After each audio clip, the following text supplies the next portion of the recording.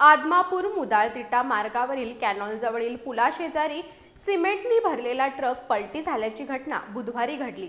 या अपघातात ट्रकचं मोठं नुकसान झालं असून सुदैवानं कोणतीही जीवितहानी झालेली नाही। आदमापूर मुदाळतिट्टा मार्गावरील कॅनॉलजवळील पुलाशेजारी सिमेंटनी भरलेला ट्रक पलटी झाल्याची घटना बुधवारी घडली।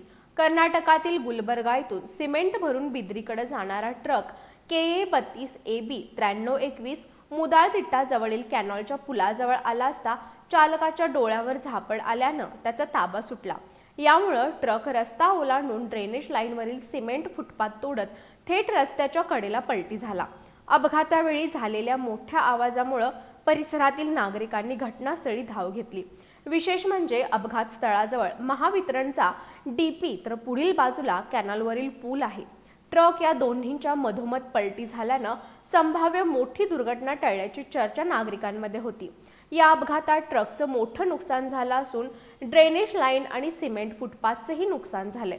गुलबर्गाहून आलेला हा ट्रक आपल्या पोहोच ठिकाणापासून काही किलोमीटर अंतरावर असतानाच अपघातग्रस्त झाला। घटनेनंतर परिसरात काही काळ नागरिकांची गर्दी झाली होती।